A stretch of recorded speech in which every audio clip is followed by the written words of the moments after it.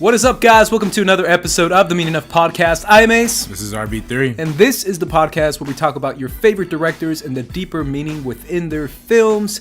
And this episode, we're doing another Hispanic, another Latino director, because last week we did J.A. Bayona. This week we're doing Alfonso Cuarón, Mexican director, pretty famous director, I would say so, especially the last recent years. And we're going to talk about all his films, or the vast majority of his films. We're going to get into it. Oh, yeah. But let's get into something first, guys.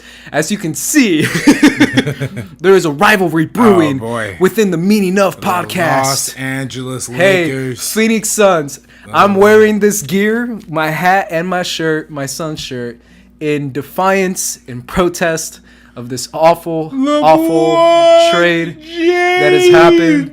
LeBron James coming to the Los Angeles. Yo, this is the best news that LA has gotten since Arnold Schwarzenegger was elected governor. This is what we needed in the city. Kobe was our former GOAT. Our respect to him. He retired. We had one generation of GOATs. Now we have the next. LeBron James coming to Los Angeles. I feel like this is like the most villainous thing that anyone could ever do. Hey, man. Joining the Lakers, not even doing it for championships, because you're still not going to beat the Warriors, especially not with DeMarcus Cousins. Come on. How the heck? Everyone's like, "Ooh, championships." I'm like, bro, you have no shot against the Warriors. Does Cleveland have a shot? You still can't even beat LeBron. You still can't even. You probably won't even beat Houston. I'm telling you, man. Bullshit. First round elimination. LeBron's gonna carry in the playoffs. Lakers are out in the first round. LeBron's gonna carry us to the finish line. I feel like this is the difference, man. When he was on Cleveland, he was surrounded by he was a 10 out of 10 player. He was surrounded by a bunch of fours. Who do you have now, man? Hey, man, who do you have now? Lakers is a bunch of fives, so I feel like we're gonna have a good shot at this. Who is gonna be like LeBron's second support go-to guy? Hey, no man, one. You saw Lance. Lance is not even that great, bro. Kevin Love is probably better than Lance. JaVale McGee, the most freaking disappearing guy from the Warriors roster. He plays 10 minutes a game and scores 6 points maybe. He comes in and handles his business. Don't forget our young talent, Brandon Ingram, Kyle Kuzman, Lonzo Ball. Lonzo's probably not staying, man. Hey, man, we don't live it out, baby. Big baller, Brand. Let's go. Let's go. No. I'm against this, guys, and I'm making it very clear. But to be fair, I am very curious to see a Suns Lakers game, and I'm gonna see it with you. Oh, we're gonna have to, and I'm gonna be booing in your ear so hard. Yeah, but when the Suns beat the Lakers. This is that's never the happening. New Suns, bro. Okay. Come on, new Suns. Who's carrying Ayton. We got Booker. I've heard none of these. We got Jackson. We got Fultz. Come on, bro. Nah, man, come on now. Come on. This wasn't planned, by the way. If you're watching on YouTube, me wearing the Lakers, the Suns wasn't planned at all. I had to do it, man.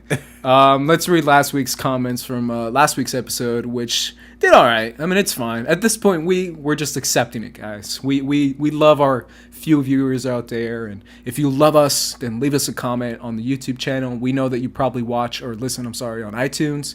But just to show some support, you can head over to YouTube, give us a like, give us a comment, just so we can, compete against other SK Plus people who are tripling and quadrupling, especially when they start stealing our show ideas. Are we talking about that yet? Shots fired, man. All right, we'll have to see about that. RB3 is going after multiple people, man. Oh, man, you're spraying everybody down, bro. I'm like LeBron. Everyone, LA, man. Bro.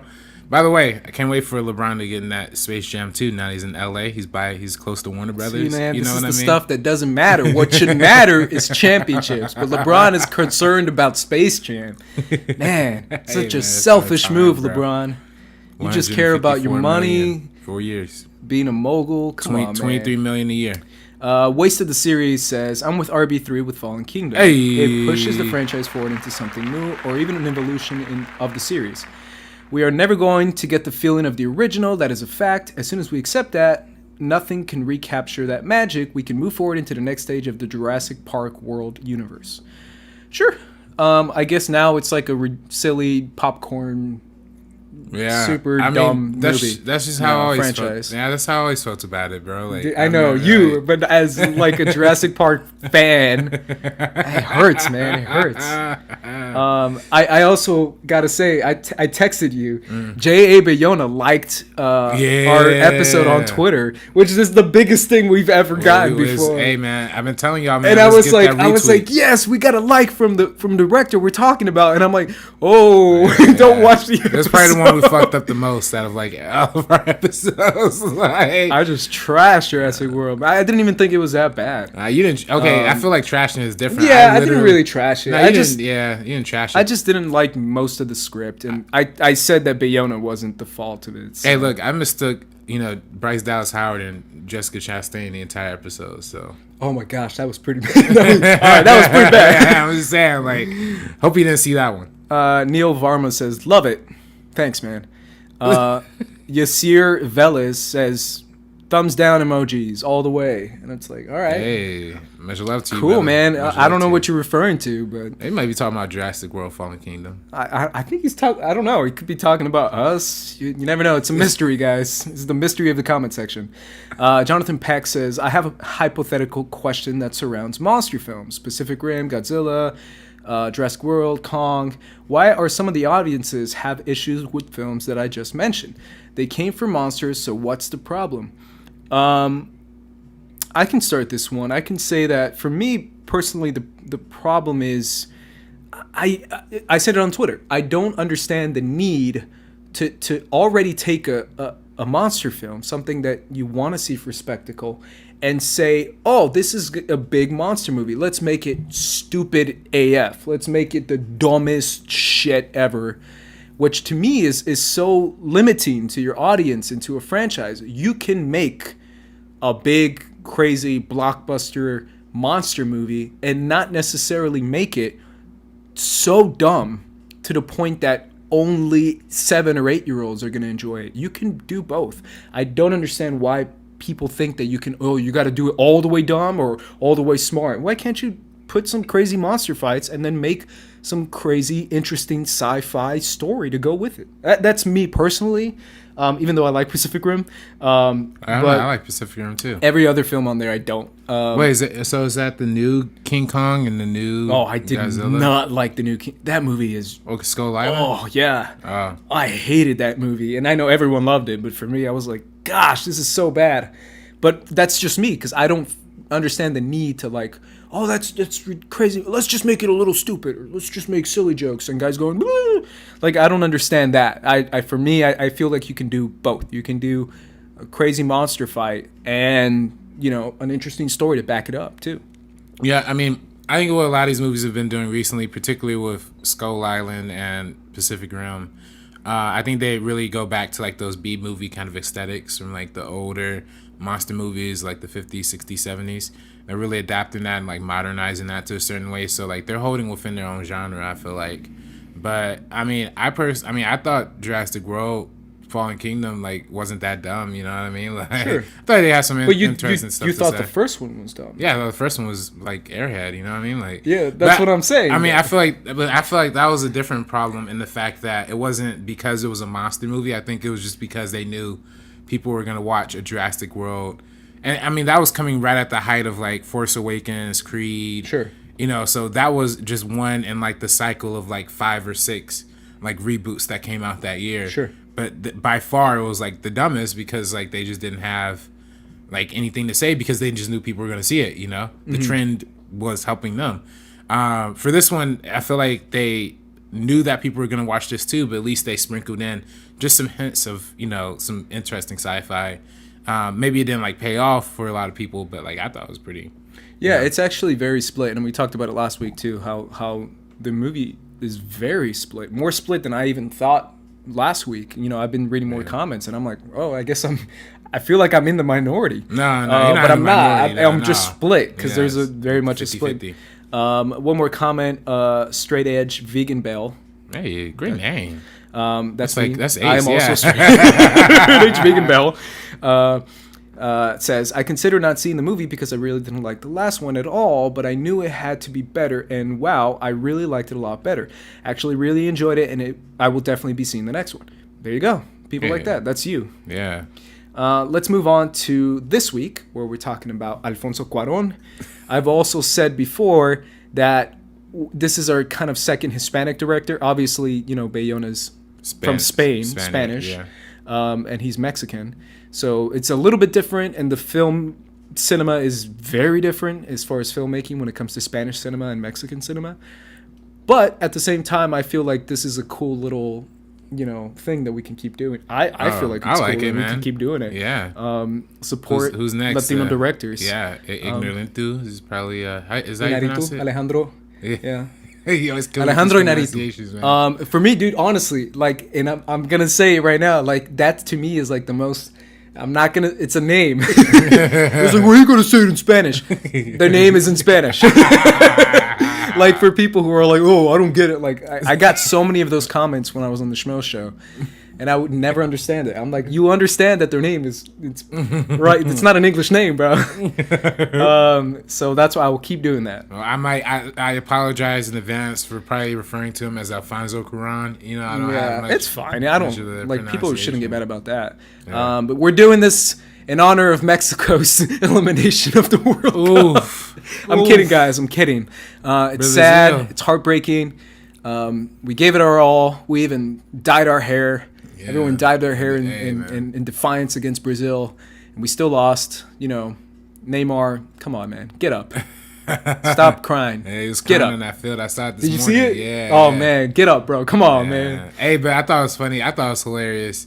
Man, I don't know if they would have, if Mexico would have won today, like that combined with the LeBron news, bro, like downtown would have been on fire right That's now. True. Bro. Like, that's true. It's so funny because they showed ESPN showed like live coverage of like the Lakers fans react to the LeBron news, and it's all Mexican dudes, and they're doing like the crazy like, and they're all Mexican dudes, and I'm like, yep, that's Lakers fans. that's LA, man. Hey, which I think is great. And that's why we're doing Alfonso Cuarón, who is an Oscar-winning director. He's, he's one of the three musketeers, Guillermo del Toro, Alejandro Inarritu, and then Alfonso Cuarón, who are all, close friends, and also all very successful Oscar-winning directors, which to me is kind of crazy. But I think that's so fascinating. And I actually heard the story. I highly recommend you guys check out Alfonso Cuarón's hour-and-a-half interview / masterclass for the Cannes Film Festival. It's on YouTube. He basically tells his whole life story and talks about how he met certain people, what inspiration he has for certain aspects of shooting a film and all that. It's incredibly interesting, and if you're a fan of this guy, I highly recommend checking it out. But he said the story of how he met Guillermo del Toro, and it's so funny how they were doing like a short film thing, and he heard about Guillermo del Toro because Guillermo del Toro is from Guadalajara, and Alfonso Cuarón is from DF, which is Mexico City, the capital. Which is like different if for anyone who's Mexican or anyone who knows anything about Mexico. It's like a different world in Mexico City because my dad lived there for a bit, and it's crazy. It's just like it's all about art and doing stuff and being powerful within your community. But it's funny because he says like the first time I met the guy, and I knew who he was, and we were both like fans of each other because we knew like where we were going in that kind of sense. And he says, like, the first time he met him, he, like, saw his short, and he's like, oh, yeah, that's, like, a Stephen King, right? It's, like, a Stephen King inspiration. And he's like, yeah, man, that's cool. I didn't know anyone would pick up on that. And he's like, oh, yeah, I'm a big fan of Stephen King. But why did it suck, though? And he's like, whoa, I just met you, bro. But and then Guillermo del Toro started, like, telling him, like, what he can do better and stuff. And then from then on, he said, we became best friends right after. So it's kind of funny to see people who rise up within the talent. I talked about it last week, but for me, it's incredibly important to have communities. There's so many in the African American community, black filmmakers, helping each other out and getting different aspects and having different inspirations. And I feel the same thing should and could happen and kind of happens within the Latin American community, especially with someone like a Del Toro who, mentors other directors and helps out other directors like Bayona, like Andy Muschietti, who did it. And you can have that, talent finds other talent, but help other Latino people who are coming up and stuff like that. To me, that's so, like I said last week, it's the most important thing that a successful person can do, is mentor the upcoming or the young into the next generation. Like, that to me is so important. That's why I found that Cuarón is sort of doing that too, specifically with his son, which is kind of biased, because his son is trying to get into directing. Jonas Cuarón. Right? Mm-hmm. Yeah. So for me, it's interesting, but he's a very interesting guy, to say the least. And his first film is his first feature film. He did a lot of shorts, but his first feature film is a film called Solo con tu pareja. And RB3 loves this movie, bro. I always throw shit. You always throw me under the bus, man. I'm sorry, man. Like, one of these days I'm not gonna do that, but today is not that day, RB3. Yeah, it's tough. It's tough tracking down those like first movies. Sure, you know what I mean. It is very tough. I actually, like, if you go on Google, which I did, and you type in like "watch Solo con tu pareja," it's hard. They're like, the first page, you don't see anything. They're just like, not even like illegal downloads or anything. That's how small this movie is. It's on YouTube. It's on YouTube. But unfortunately, they don't have subtitles. But RB3 found it too late. Thanks, man. No, I'm kidding. I also can't read if it doesn't have subtitles. I know. Yeah. Hey, man. So unfortunately, guys, that is a movie that we will be checking out after this podcast, which you can do as well. We might release a review of that as a bonus clip. You know what I mean? Sure. Because I think it lays a lot of. Yeah, I mean, it relays a lot of foundation, I think, especially when we talk about his later film Y Tu Mama Tambien. Yeah. It probably lays a lot of foundation when it comes to the mixture of comedy, romance, all that stuff.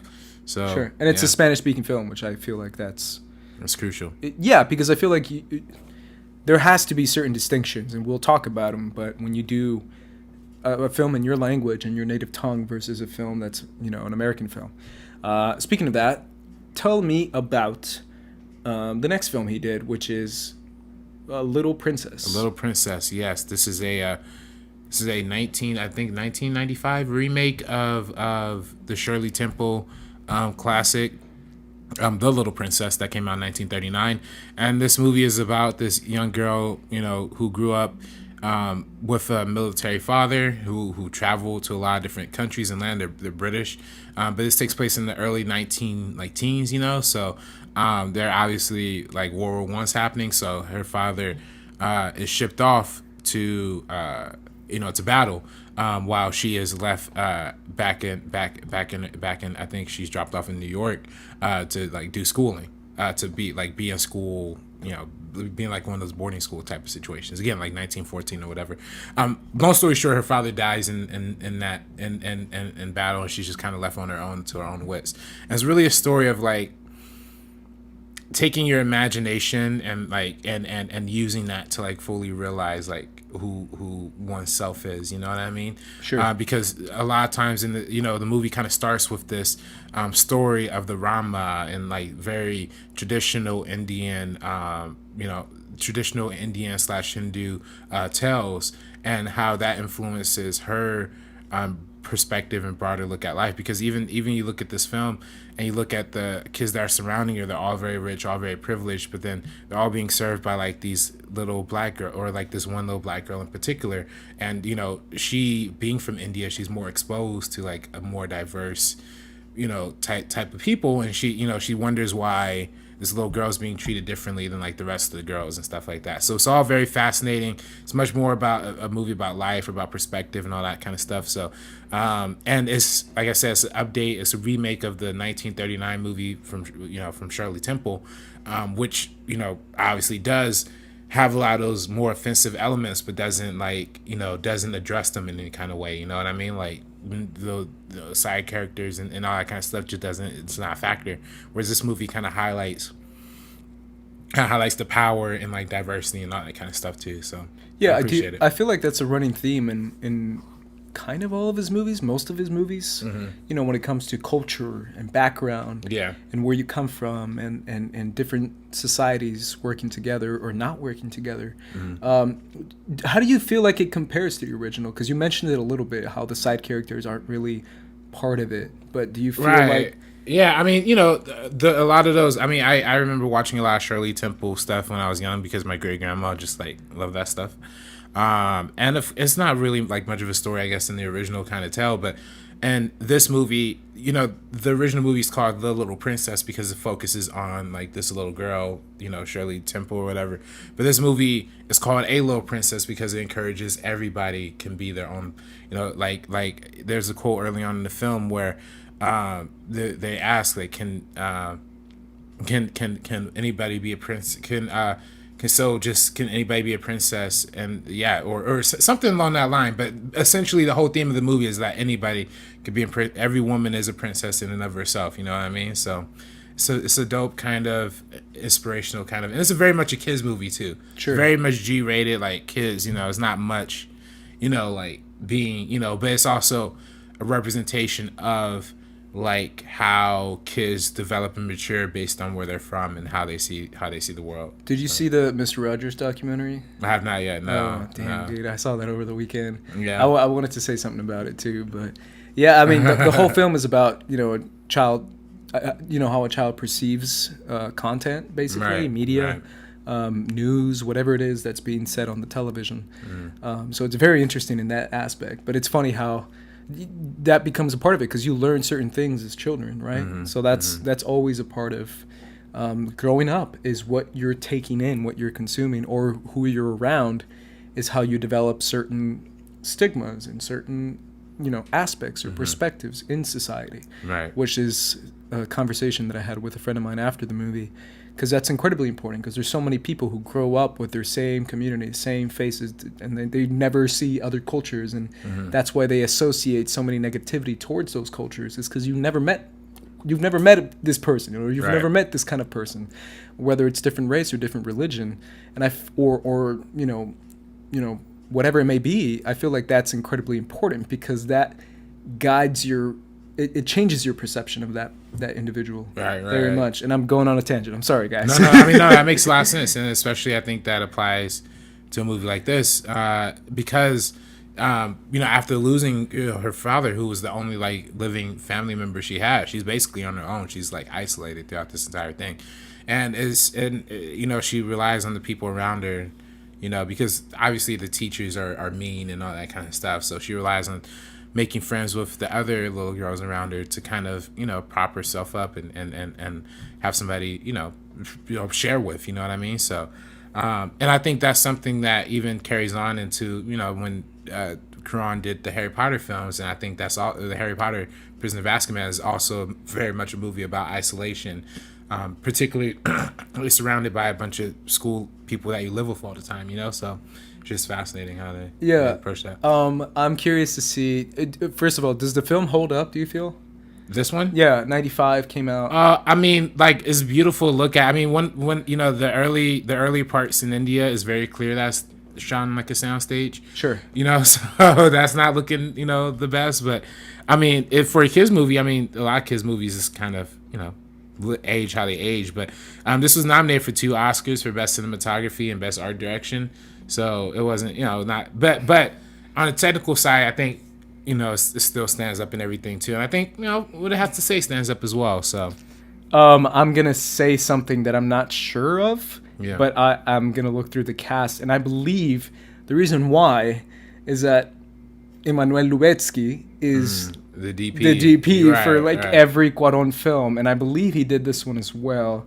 That's right. Lubezki, yeah. How can you not nominate? Right. The guy is like a DP legend, currently a DP legend, and still a legend. Like, the guy is honestly one of the best DPs. Oh, without a doubt. Working in Hollywood today. Yeah. Like, everything he does, you're just like, oh, this camera work is insane. Like, that's me rewatching Children of Men. I was like, oh. Yeah. Like, I forgot how many wonders are in that movie. But that's a funny thing you mentioned, is the fact that Lubezki, another guy that Cuarón met, just developed that relationship, working Mexican to Mexican, Latino to Latino, and deciding to do films together, pretty much every film together except for Prisoner of Azkaban. I think he didn't do that one. No, he didn't do that one, no. But it's one of those things where it's like those relationships develop, and iron sharpens iron, man. Yeah. Quality sharpens quality. Like, if you can get a dope ass DP and work with him, like, that's the stuff we've seen with like other famous directors. Like, that's Coogler with what's his name? the freaking composer. Ludwig. Ludwig, yeah. Ludwig Göransson. That's his name. Yeah. But that's that. That's whatever relationship you want to associate with it. It's very interesting when those relationships become, Oscar winning because you're working together, which is one of the most forefront. The first thing you see, the first thing you notice, the first thing you consume when you're seeing an Alfonso Cuarón film is the camera work. And at the end of the day, that's credit to Lubetsky, but at the same time, that's the first thing you consume. In my opinion, I feel like even just a random moviegoer is going to notice the difference between a crazy giant Marvel film and a Lubetsky film, which is going to be a ton of wonders, a ton of crazy shots, a ton of tracking shots. But that to me is the first thing you take in when you watch a Cuarón film. I don't know if you agree with that or not. Oh, no, I totally agree. Yeah, I mean, that's, especially when it comes to a lot of the bigger budget, films that he's involved in. Yeah, speaking of bigger budget, his next film is a film called Great Expectations, RB3. And this film stars Ethan Hawke and everyone's favorite super vegan gel lady, Gwyneth Paltrow. I feel like Gwyneth Paltrow is almost like a punching line now. I don't know why that became that way. I don't know. Huh? I mean, I feel like Iron Man 3 did it. That's true. I don't know. She's always been a joke before Iron Man, though, too, right? Like I don't know. I feel like this is new. Like, since when does everyone hate Gwyneth Paltrow? I mean, I know for me, like, when she was in Iron Man 3 and she put on the suit, I'm like, oh, this is... this is a little too much, you know what I mean? Like, yeah, Gwyneth Paltrow, man. But tell me about this movie, RB3, because I know that you're also a massive fan of this one. Yeah, I always say that, but no, I mean, seriously, I've seen this one this one's pretty rotten on Rotten Tomatoes. Yeah, it's not like the most. No, I think it's 30% last I checked. Oh, really? It's pretty low. I mean, I don't know what the whole story behind this one is. I mean, I remember watching this like as a young, probably not young, but like in middle school or something. Yeah. And it's based on like that famous book, right? Yep, Charles Dickens novel. Yeah, right. Or tale, I guess is what they call it. And a lot of what Charles Dickens wrote about was like Marxism, revolution, all that kind of stuff. And I'm sure this movie like concerns itself in a lot of those kind of themes too. I mean, to be honest, I'm not like completely sure of like the entire plot, and I don't have much of a detailed analysis on this one because I haven't watched this one more recently. But sure, with any Charles Dickens kind of tale, it's supposed to be about the poor versus the rich. Like the dynamics in class and structure. And I feel like that's something that Cuarón also tackles in a lot of his movies too. Yeah, I feel like, what do you feel about adaptations, right? Because so far what we've seen from him, besides Solo con tu pareja, is the first one is from the original film, right? So it's a remake of the original, or a reboot, I don't know, remake. Yeah. And this one is based off a novel, which there might be a previous film. I can verify that. Yeah, I'm sure there is. But what do you feel as far as, like, it's different when it's taking a movie and remaking that movie versus taking a book and remaking that book? Because this one gives it a modern twist, obviously, which is the big thing. This was a big thing in the 90s. I don't know if this movie came out in the 90s. Same time period as Romeo and Juliet, and which, or I should say Romeo plus Juliet, with the amazing shootout scene in the gas station to begin with. I kind of talked about that on the Wenger show because they invited me on the Wenger show recently, and they had a good time. We had a good time talking about like over the top scenes, and that was definitely one of them. Romeo plus Juliet. Yeah, there's a lot of over the top scenes in a lot of movies, but there is an original film, a 1946 one, Great Expectations, that adapts the book. But I want to talk about adapting books because it did, obviously it's slightly different when it comes to Harry Potter. Yeah. But it's still kind of an adaptation. But so far, even Children of Men is an adaptation. There you go, that's perfect. That's another one. But it's one of those things where the as a future filmmaker, RB3, what do you feel like? Do you like taking content that is, whether it's a book, whether it's a series, a novel, an old film, does that does that give you extra motivation? Does that make it harder for you? Or is that just simply inspiration and you simply want to do a follow-up for that movie? Do you feel like going into film right away, you want to do something original, or you want to do something that has been done before in some way?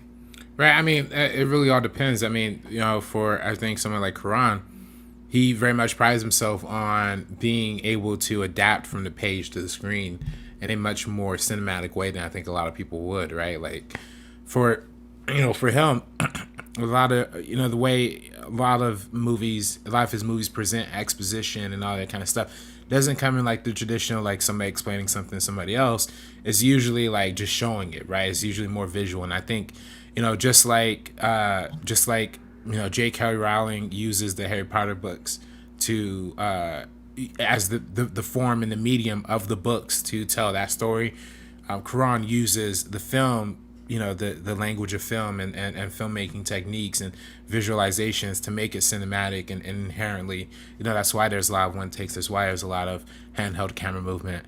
I mean, again, my memory is like slipping when it comes to Great Expectations if it still had that like kind of style. But I mean, to a certain, for filmmakers, I think the challenge of taking something from one medium and translating it to the other is a challenge that I think a lot of people take. And you even see with David Fincher, like most of David Fincher's filmography is all like adaptations. I can't really think of like one like original David Fincher movie. So for a lot of directors, I think it's a compelling challenge to do that. I forgot who said it. I think it might have been Ridley Scott. But do you feel like original is also something that's not?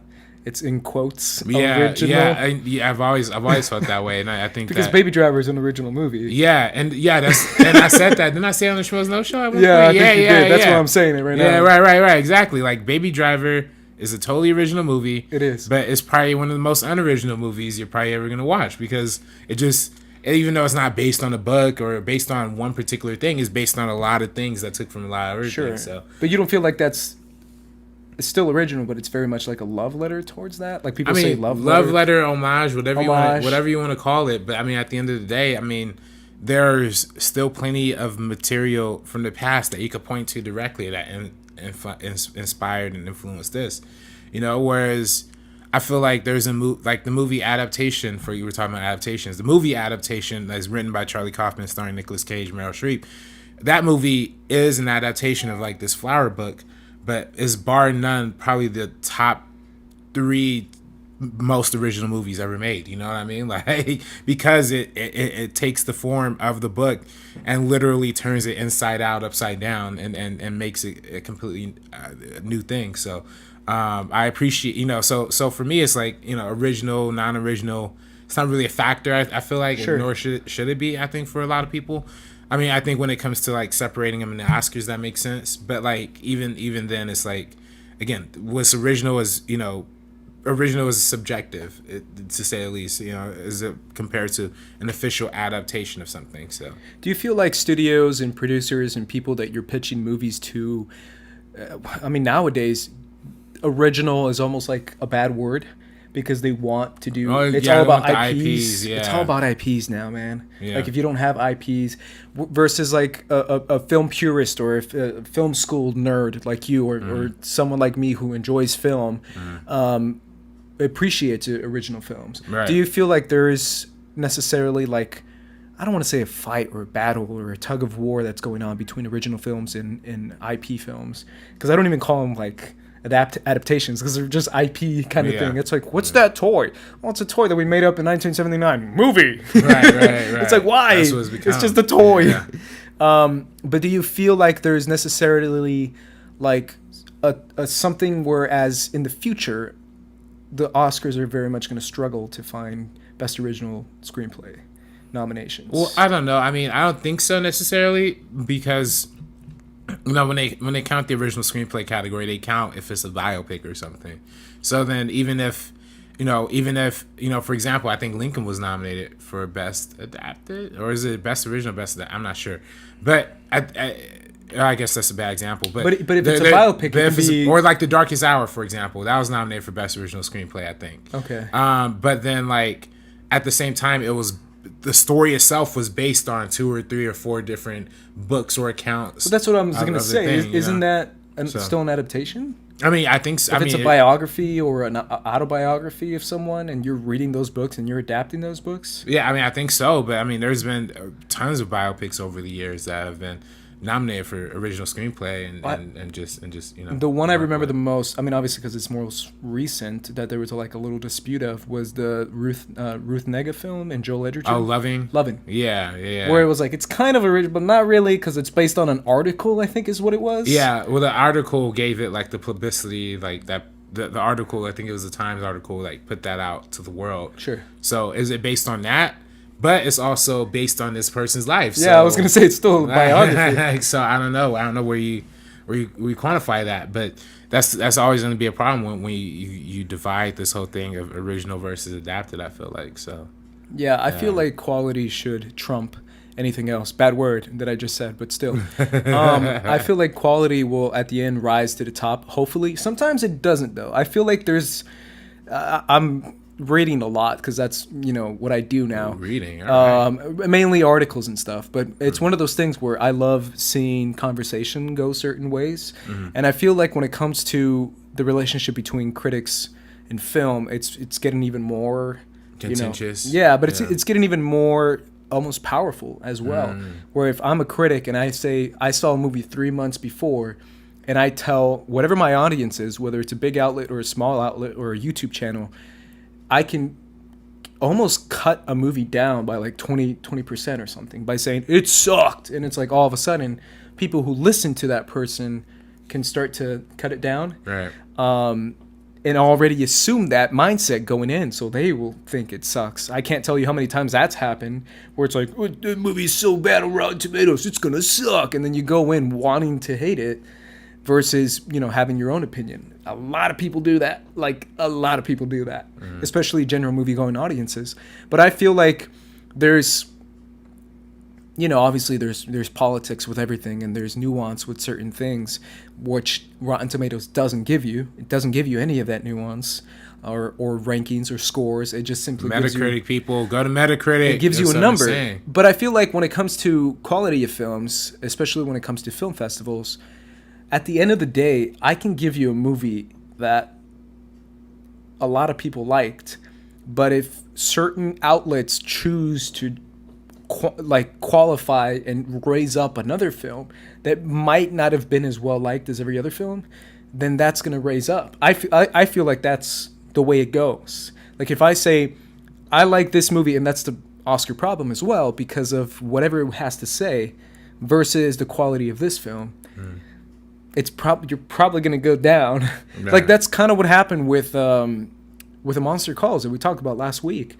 Was a film that was getting so much hype, and then all of a sudden other films started to get raised up so much to the point that A Monster Calls just disappeared from the mindset of people and from the mindset of movie-going audiences and Oscar voters and all that kind of stuff. Right. So I feel like it's difficult. It's very difficult to try to see quality nowadays because quality is so subjective, but it's also so minimized to numbers or 30%. Oh, that must mean it sucks. That kind of thing, which is relevant to people who don't have the money to see these kind of films. But at the same time, it's frustrating to see as someone who nerds out about this stuff that I'm sorry I went on a rant on, guys, once again. But I feel like it's an important conversation to have because I feel like at the end of the day, whether it comes to IP or not, I'm just a film fan.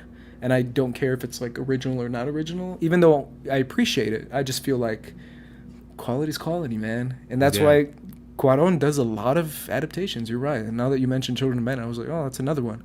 Mm-hmm. Even though I feel like Gravity was written by... No, I think it was written by his son. His son, right? Then, I was going to say son. They both wrote together, I think, something like that. Yeah, but I think Gravity's original. But it didn't get nominated for Best Original Screenplay, so there it goes. But let's move on to his next film, which is After Great Expectations, which is a film you did see. Oh, yes. And you've seen recently, I believe, right? This was the last film I saw before coming to this podcast. And the film is called Y Tu Mamá También, which is a film that you did see recently, which is good because we get to talk about it. in full detail, but this is it's an interesting film. I don't know. I'm very curious to hear your thoughts, because later on in the episode, I wanted to hear your first Cuarón film, which is a little thing that I've been doing sometimes. But I don't believe it's this one, right? No, not this one. This was, like I said, most recent one. Got it. So, this one. Shout out to Netflix, though. Sorry, I gotta. Yeah, Netflix. Yeah, thank you for Netflix. Yes, please. Because it's hit or miss, man. Sometimes you're like, please let it be like on Netflix or Hulu. Yeah, well, this time we had two Cuarón films. We had Egg Little Princess and Y Tu Mama Tambien on Netflix. And then Children of Men I got on Amazon, but yeah, we're talking about Y Tu Mama Tambien. I want to hear your general thoughts on the movie. General thoughts, because it's something that we haven't said on the previous films. Right. But on this film, I just want to hear your, because it is a pretty well liked movie. Yeah, a lot of people regard it as a classic. And then with your eyes, RB3, is it? I really appreciate this movie for a lot of what it does, and for a movie that is so, for lack of a better term, liberated, right? That's so open in this, what it's trying to say, at least, and this movie about the coming of age and sexual discovery and all this kind of stuff, and I think this movie brilliantly embraces like the kind of uncertainty that you have, like when you're young, and how much you think about sex when you're young too. So, and how you're growing and thriving as a sexual being. I think this movie's super fascinating and super R-rated too. Oh my god, it is. It opens right up with a sex scene. I'm just like, yes, this is a lot. There's a lot to take in. This is also the starting point, the jump off point of Diego Luna and Gal García Bernal, right? Two Mexican like legends. Diego Luna went on to Star Wars. Diego Luna is Captain Cassian Andor. Yeah, just had to show his ass cheeks in a couple of and then freaking Gael from Coco. Oh, right. That's right. He plays. Yeah, he was the main guy, right? Not the main guy, but the guy who was helping the entire time. Hector. There we go. Hector. I knew that, guys. I swear. I didn't know. Yeah, man. But yeah, this is the launching point for these two guys, where they're just incredibly young in this movie, which is kind of funny. But it's their launching off point, and then I want to get the name of the actress right, because I feel like she's pretty important too. I think this is her. And it's so funny because for me watching this movie, this is kind of what the meaning of is about, but we're going to get different perspectives. Since I have a Mexican dad and I've lived in Mexico for a hot minute, in different parts of towns, and it's different because it's different border towns. Right. But I'm very familiar with Mexican culture from being there. In this movie, I think it's funny because it's so Mexican. Really? It's so Mexican to the point where they're like, when they run into like the little quinceañera that's going on in the street, when then like there's mules going by, and she's like, hey man, can you give me some money for the quinceañera? It's her birthday. And she's like, yeah, let's do it. What up? Yeah, little princess, let's go. And it's like the most Mexican thing ever, that someone's on the street celebrating their quinceañera asking for money, which shows like the differences in poverty too. You definitely see that in the movie. Absolutely. But I feel like even more than that, it's the differences in culture. Personally, what I feel, because it's so funny when they introduce each other to the Spanish girl, right. Luisa, I think is her name. Yeah, Luisa. Yeah. And she's like, for people who don't know, it's so different. Like it's so different. It's literally the difference between like a European person and a random American dude who's living like in the Bronx or something. Like it's different. Like it's very, even though you speak the same language, it's the difference between Europe and like rural Mexico is and culturally it's very different too. And that accent, man, I said it last week because Bayona is from Spain as well. It's so funny. I love the Spanish accent. It's so distinct that I capture it very much. And the Mexican accent in this movie is so Mexican. It's like, no, vente cabrón, no empieces con eso. Like, it's so Mexican. Like, it's the most Mexican thing I've ever heard. And as someone who pays attention to accents very much, I just was fascinated by that. And obviously with culture, because I feel like she's bringing her own Spanish culture as well, which is a very open culture. Right. But at the same time, I don't know how you felt about it too, because throughout the whole movie, I'm sure you know, because I'm assuming you know enough Mexicans to know this, but it's one of those things where how many times did they say like I'm gonna say it, guys. Sorry, but like fag in this movie, like Yeah, they said it like 40 times because that's all we say in Mexico. Like we literally talk to each other like that. The cigarette word. And it's one of those things where in Spanish, obviously, Right. but it's one of those things where they say that all the time to each other, like literally all the time. And it's so fascinating because that's kind of where the movie leads. It comes back to the circle. Sexuality. Yeah. Right. Oh, I didn't catch that. Yeah. Damn, Ace I don't know what breaking fucking news. To be man. honest, guys, I didn't see it with subtitles. I saw it without subtitles because I can speak Spanish. But it's one of those things where I was so curious, and I was going to ask you: did they translate that word? Because they said it like 40 times in the movie. I don't think know they if did a few times. I think they did a few times. Okay. But then like. Because I was curious as I was watching the movie, I was like, man, this guy, like that's how we talk. To be fair, like that's very much the Mexican way. And at this point, it's almost a throwaway word. We don't actually mean it. Right. But at the same time, it's one of those things where I think it's kind of ironic that they drop that word like so many times throughout the film, and yet at the end of the film, we eventually come to that scene. Right. But it's so Mexican. The machismo, if you've heard that word, right, is like it's one of the most biggest things culturally with Mexico that I feel like is very distinct to Mexico. Even though like machismo can exist in every Latin American country because the Latin American people still have that mindset, but in Mexico it's slightly more amplified. We'll insult you by saying you like men. We'll degrade you by saying that. We'll, say what's wrong with you if you don't show physical strength or some sort of strength, or if you're crying. Like it's very much like it's again a Mexican father that I have. It's very powerful. I don't know if I'm so curious if they translated that first of all. I mean, I don't know. I don't know if I paid attention to it. I definitely noticed the subtitle say it a couple times. Sure. I don't know if I noticed it like repeatedly. I thought it might have just been a one-off.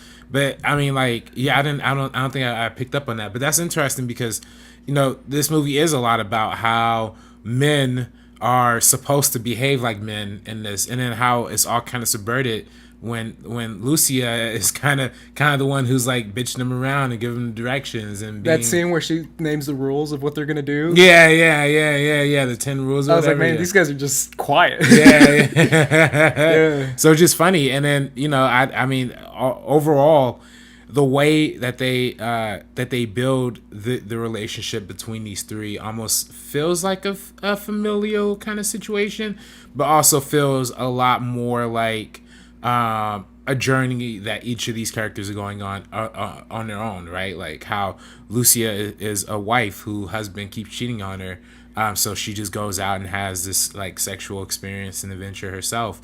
Meanwhile, those guys, I mean, their girlfriends just left, and they feel like they're lost without, their so it's like what happens when like spouses and relationships, like are away like this, you know what I mean? So, and how they come to fully realize and identify who they are all the way towards the end. So, it's super fascinating. And it's also a really cool exercise of style, I feel like, too, because there are a lot of those traditional Cuarón like long takes. There's a lot of that in this movie too. Yeah. So the way that a way that a lot of it's just kind of shot with like this kind of realism, this like unfiltered mask that like goes right into the way they feel, right into like the nitty gritty, you know what I mean? So this movie does that a lot, and I just overall this movie is just awesome to me. So I just think it's a great movie. Yeah, I think she's from. I've recognized her face. I believe she's from. Yeah, she's the girl from Pan's Labyrinth. Oh, I don't know if you how recently or you saw the maid. The maid, yeah. Oh, the maid. Okay. So for me, I was like, I know I recognize her, but I forgot which film it was. Mm-hmm. Which is funny because Pan's Labyrinth is a very Spanish film. It's literally about the Spanish Civil War. Too, yeah. I was gonna say too. I also think it's fascinating that this movie kind of takes a different angle to its portrayal of like Mexicans and the fact that those two guys are like more affluent, like not poor, like not impoverished, like they very much have. I think one of them's like the son of like a politician or something like that. Mm-hmm. Like yeah. So So it does portray a different, and even though it's a Mexican film, a Spanish film, it takes a lot from like the French New Wave kind of aesthetic. And when I say French New Wave, I'm talking about like the handheld camera for a lot of it, the random cuts to the voiceover where it's like that little bit of pause feels very like Jean-Luc Godard and all that kind of stuff. So, and it's funny because even though I never seen it before personally, there's a class at USC, History of International Cinema. There's a part 1 and part 2. I was in part 1, but everybody in part 2 watched this movie. I was kind of talking to them about, some of my buddies who watched this movie in that class, and they were kind of saying that for a lot of what they were learning in this is that a lot of what the style of like the French New Wave and the neo-realism and all that kind of stuff, how that kind of migrated its way down south to a lot of like Latino, Central American, Mexican,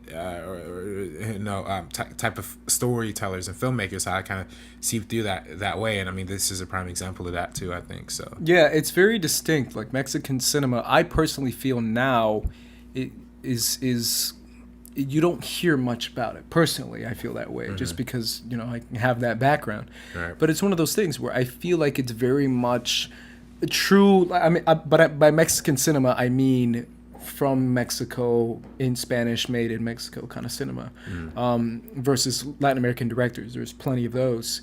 But I feel like, or like, the directors that we just named beforehand, they all make currently Hollywood American films, right, versus, Mexican films or even Spanish language films.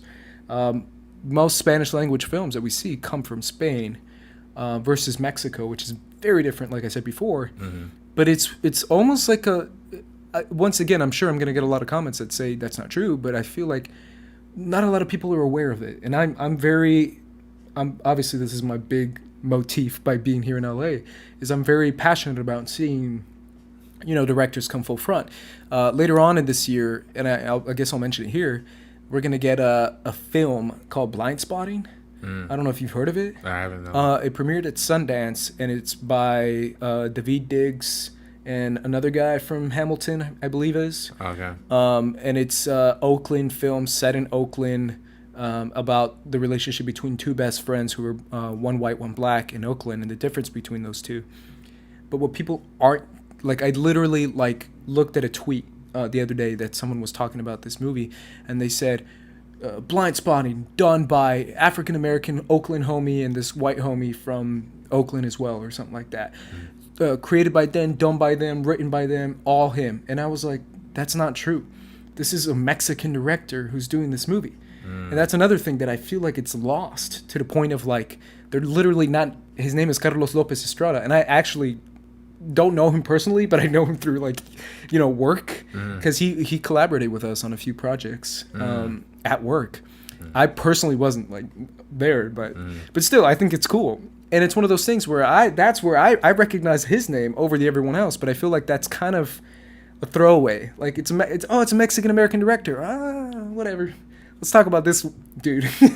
But it's obviously it's because of where he's coming from and all these things. But and he started as a music video director. But what I'm getting to is the point of filmmakers, Mexican films, is people like foreign films, but for some reason they don't. I don't know if you feel that way, but they don't attach that with Spanish. Like, Spanish, sure, nah, I'm good. Let's see a French one or another one, but I feel like Spanish is another one that's kind of lost. Personally, this is me. I don't know if you agree or disagree. Right. I mean, I watch a lot of foreign movies in general, so gotcha. I'm a little lost in the sauce. Like here, Asian cinema, for example, I feel like when people watch foreign films, Asian cinema kicks ass. Like Korea, Japan, China, Hong Kong, people cater towards those films, I feel personally, over some Spanish films. Obviously, A Fantastic Woman won last year. I believe it won, which is a Chilean film. Chilean, There's a Latin American example, but we don't see too much of that. And Chileans are, for anyone who doesn't, Chileans are crazy. They're all everyone just comes out of pops out of Chile, an artist. They come out smoking a cigar and drawing shit, as a baby. And they already have a little mustache. Chileans are artists. They just love art. It's born artists. But it's very different there as well. But I just feel like as I said before, when it comes to Mexico, it usually comes from DF. But yeah, this is me going on a rant on Mexican filmmaking. But I feel like it's important because it's the whole film is about that. It's about the Mexican idea, the lifestyle, the experience, the difference between the poverty versus a woman who's very Spanish and Spaniard and has that European feel. And it's two contrasting, feels that are going in. And especially the relationship between men and women and what's expectations, right? Right. So it might be different in Spain. I don't know because I don't live there, but it's one of those things where it's not the case in Mexico. right. Yeah, you even see that a little bit too, because where the scene where the boys first meet Luisa for the first time, and then like they're literally pushing her into a corner as they both like close proximity, as they're both talking to her, they're both closing her in. So they're pushing her a lot more and they're being a little more pushy, a little more forward, but then she's a little more quiet, but then ultimately like reveals what she wants later on, and feeling more liberated, I feel like too. So yeah, and we get that scene, that phone call scene with her too, that kind of shows where she's headed. And then we get obviously the guy's opinion of her, but it's kind of hard not to. I mean, she's very beautiful throughout the movie, but it's very distinct when it comes to. I personally feel like it's also like proximity. When you're stuck with people, you tend to, be like, man, you're a lot. For some reason, your hotness just went up like 20%, and all of a sudden you feel that. I don't know if you feel the same way, but I feel like that's almost realistic. If you're stuck with someone for a while, or if you go to, if you're a kid and you go to camp when you're a teenager, you're like, bro, I'm in camp, man. Yeah. Like, she's all I see. So at the same time, that's kind of how it develops. I personally feel that way too. But I don't know. What do you feel like? Because there's so many different aspects that this film is trying to say. What do you feel like is the biggest one? I mean, to me, just the biggest thing is like, I feel like this movie is trying to communicate is the not versioning, but the development of sexuality when you're that age. You know what I mean? I feel like it's a true coming of age story that is the story of, okay, what happens if we, if like they're kind of forced to grow up like really quickly in this movie and make decisions that a lot of people don't really decide upon until later in life. So in terms of who they sleep with, who they disclose that they slept with each other's girlfriends at a certain point in this movie. So it's like, how do you confront like that knowledge, and especially if it's your best friend, and how do you feel about that? How do you feel about him after that? So it's all about maturing and growing up. I feel like for the most part, I feel like that's really that's at least what I took away from it. Yeah, friendship is like one of the biggest themes in this movie too. The fact that they're best friends and they're doing stuff that best friends wouldn't like or appreciate. But it's so funny, like at the same time they kind of move on very quickly. Yeah. Personally, I'd not move on that quick. I take it a lot more personal. I'm walking from here. I'm not getting in that little car anymore. But it's one of those things where it's like, does friendship, does taking something that you want and that you feel is yours away, even for a moment or for a day, enough to ruin a friendship that you've had for years, right? I don't know. That to me is like the biggest question. And for these guys, it's like, yeah, sure, let's keep being friends. I don't care. They obviously care, but it's one of those things where it goes down. But let's talk about the end of the movie. I feel like the coffee scene. You know what I'm talking about? Yeah. Where they meet up, and you find out the big news that she had cancer. And that she found out right beforehand, and that's kind of why she was so liberated, right? Because she only has a few months to live, is what I think they said. Like, she only had a little bit of time to live because of the cancer, and they weren't aware of that. Like, she never told them or anything like that. So that's kind of why she acted the way she acted. She wasn't necessarily like that in her personal life. I feel like that's kind of where the film was going. Like that's like the whole time she just kept talking like about sex. I was like, this isn't normal. Like normal people don't meet you and be like, how many people you slept with? Really? And I'm just like, this isn't normal. This is weird. But the reason why she was so forward is because she realized that I'm dying. So I'm gonna live it up as long as I can, and for as much as I can with these two dudes that I met. Yeah. So I don't know how you personally felt, if you took it the same way I did. Yeah. No, I mean, exactly. I think that's why she was, I feel like that's a case with like a lot of people who are nearing like the end of their lives. They want to find an outlet to explore more of the things that they want to do before their time's up. So I feel like that totally makes sense as to why she's behaving, why she's not behaving, but why she is hanging out with these guys and hanging around them like that. So, I mean, it really, you could do the whole movie without that reveal, really, and I think it also kind of makes sense too. Just, a young woman who wants to just, have sex. I mean, I think that's totally fine too. But at the same time, it's like, yeah, that's I think that's a very real and very personal position for a lot of people and a lot of women too who want to experience and live life for one last time before they go out. So yeah, what about the ending too, when it kind of gives you clues as far as like friendship and like the stuff that you had when you were younger doesn't necessarily last as much as you think it's gonna last. Yeah. I mean, I think it all just goes back to that theme of growing and maturing, right? And for Luis's character, she doesn't have much more room to grow. But for Diego Luna's character, and what are the characters' names? I keep calling them as the characters' names are Tenoch and Julio. All right, yeah, those guys.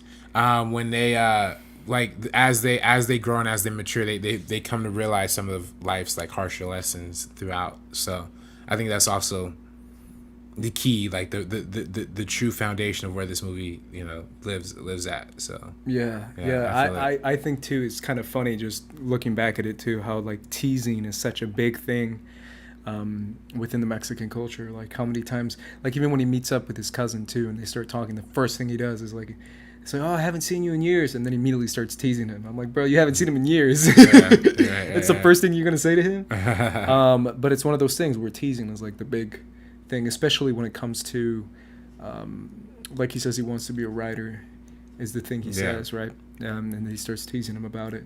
But it's especially when it comes to that kind of stuff, when it comes to doing stuff that's not necessarily seen as like powerful, like working with your hands or doing badass shit, like that's a writer, man, that's little girl stuff. Like that's the kind of mentality that kind of goes into that, especially specifically with that scene. But again, it's all about masculinity for me personally, and within cultures, and learning that masculinity or not learning that masculinity, and kind of going against the current when it comes to your culture and your background. Yeah. I think that's all. It's always. I agree. Yeah. Cool. Let's move on. I really do feel like that's an important movie in his filmography because it's an incredibly Mexican, the way they talk, the way they address each other, film. And obviously what eventually happens is incredibly important. Let's talk about Harry Potter, the Prisoner of Azkaban. First of all, I want to hear your relationship with Mr. Potter. The films, at least. Yeah. What is your relationship with the film franchise in general? Yeah, I mean, I think I mentioned it before on the show, but like I watched the first two when I was a little kid, and my mom figured out that's about like witchcraft or whatever. So I literally didn't see another one until the sixth movie came out. So this one was more of like the catching up in between of like. So when was it? When was the catch-up time? It was like 2 years ago, 3 years ago? Like right after the sixth one came out. Okay. So you did play catch-up then? Yeah, okay. Yeah. I did end up watching a lot of these. What was it, 2009 or whatever? Yeah, around that time. So yeah, I definitely watched this movie, and this one's my favorite out of the series. Me too. Yeah. Yes. Yeah. So I mean, I have always loved Deathly Hallows Part 1 and Part 2, but that's good. That's a fair point. I love Deathly Hallows Part 1 and Part 2 too. Yeah. I mean, Part 2 is probably the one that I probably like walked out of the theater like. But I saw that one in theaters. I didn't see this third one in theaters. But like, I watched out of this Part 2 like super happy and buzzing about it, of course. But I think as a piece of filmmaking, this is probably the best one that they've ever done out of the Harry Potter franchise. Yeah, absolutely. So you would rank this one as your first. That's very interesting. But for me, it also, we just talked about coming of age film, Y Tu Mamá También.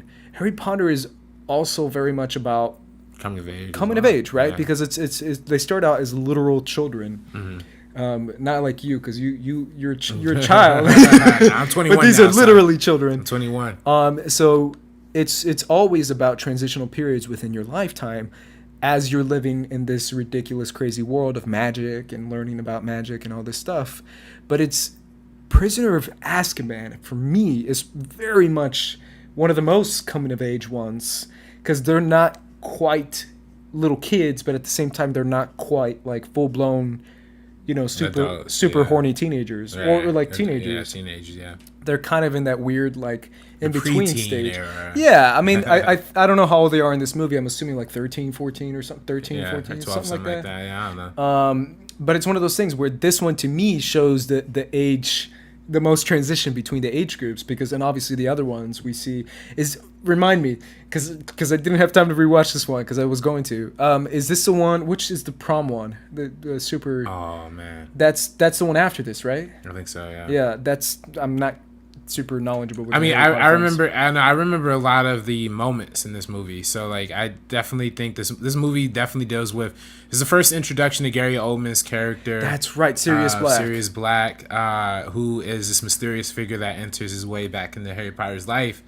After, of course, discovering that Harry is the chosen one, and this movie introduced the flying the flying things, the door. What is it? The Griffins? Not the Griffins. The door. The deaf people. Like, the Death Eaters. Death Eaters. Is that what they're called? I think so. I guess, yeah. I don't know, but I mean, it's also a time travel story. I mean, this one is probably like the most complex out of all of the Harry Potter films, and I think the way it achieves that is just through having an understanding of the fact that this is a shift from being a kid and being young and that like goofier, wackier tone that the first two movies are conquering, and going deep into the idea of there's more at stake than just being young, and how you have to grow on your own instead of with all these people around you. Because this is probably the movie where you take away there's barely any Dumbledore. There's Emma Watson's Hermione and Ron, but there's not like the story is really about Harry's journey and his relationship with his father, and his father's relationship with Sirius Black, and his mother's relationship with Sirius Black, and how he has to kind of answer questions about his past and the present, and how, and ironically, that's why it's a time travel film, how those things have to be answered within the very near future. So, and it's also like your trust with the past, right? Mm-hmm. Because it's that the whole film is essentially like, do you trust Sirius Black or not? Do you see him as the villain, or do you maybe see some hope that maybe this whole thing is a setup, which eventually we find out it is. But it's also the same thing with the teacher. What's his name? The guy who turns into a werewolf. Oh, I know you're talking. Yeah, that's also something that goes hand in hand with that theme as well, because it's also one of those things where it's like, do you trust this guy? I don't know. Like throughout watching the film, the first time watching it, I very much am I'm the same way, dude. Like, I didn't grow up with Harry Potter because of that. And I saw these movies, like, for the first time 2 years ago. And I made a big deal about it, like, on Twitter and stuff. So, for me, he plays... is this him? I forget, but he plays one of the professors in the movie. I think he plays a professor against the dark arts in the movie. But it's also the duality, right? Because we see the duality between what we associate certain themes with and what we associate certain names with when it comes to fiction, specifically dark, black. We associate that with evil. Like he dresses all black, wears a black hat. So we assume that's our assumption going into this film. And it's also what we eventually get with the professors that show, darkness. But the main reason why I enjoy this movie is that's obviously the best example of Snape too. Right. I can't believe I didn't say that. But yeah, Snape is the perfect example of that. Right. But he's the whole series, we're like, this guy, he's cool. What is he? You just don't know. He's not in this movie a lot, though. He isn't, no. No, and this movie does take some time and introduce a lot of new elements. I love the way the portrayal of the newspapers are in this movie. I think this is I don't know if it's the first time, but there was definitely a time I noticed when like the moving images in the newspaper were like an actual character and has something to say. The invisibility cloak, all the sequences with that. And by the way, we haven't mentioned the yet, but there's a prevailing theory to some extent, not theory, but idea that Cuarón is very attracted, to say at least, to the idea of feet, right? Like how in this movie there's the invisible footsteps, how in Children of Men he's walking, like he's running barefoot throughout most of that movie. Yeah. I don't know if that's like a valid thing or not, but I just think it's fascinating that that's something that's portrayed here in this movie.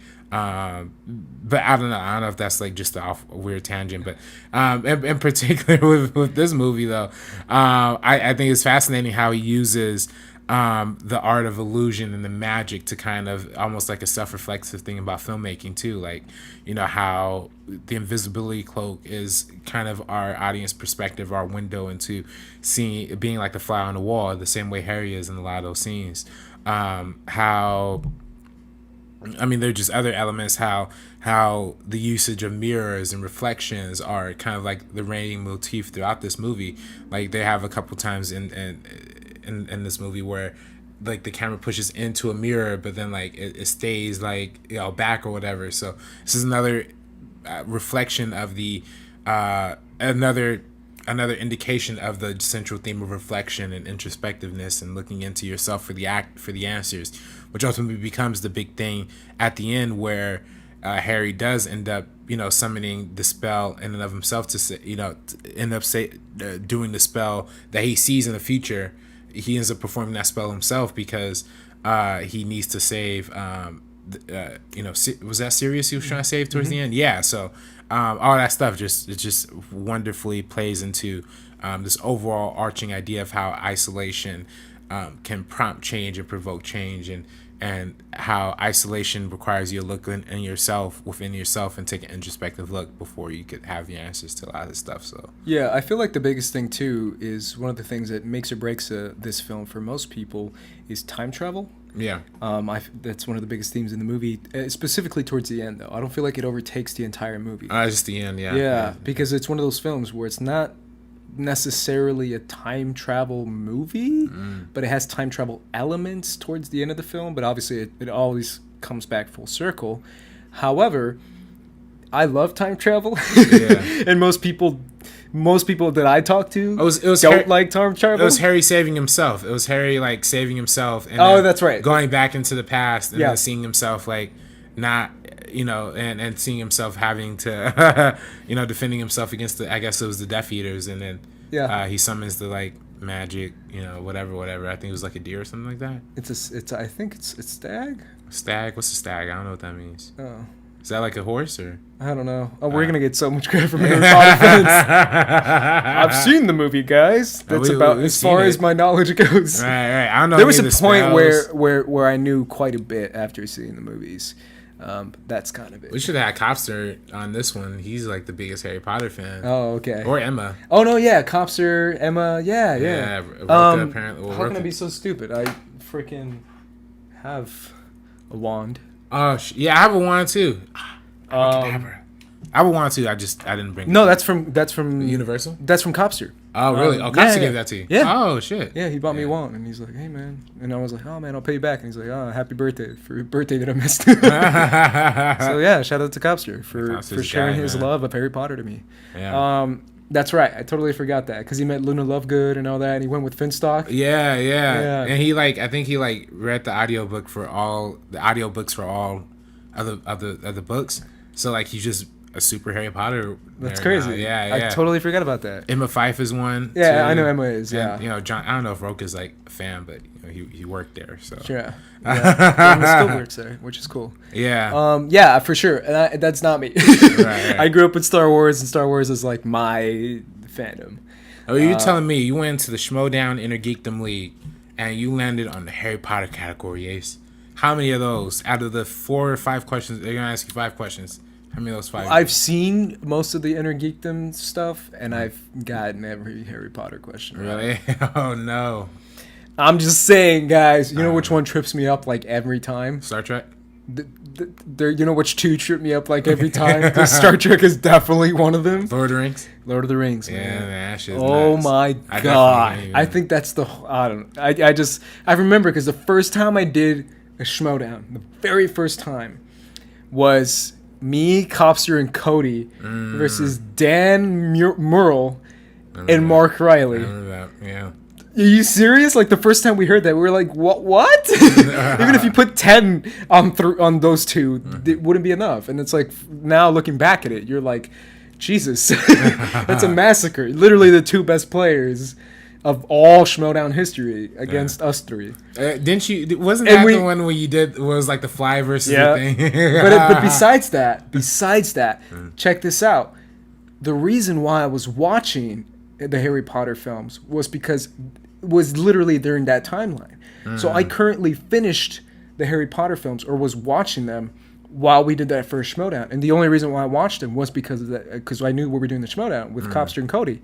So I went in and I was like, they do a lot of Harry Potter and Lord of the Rings ones.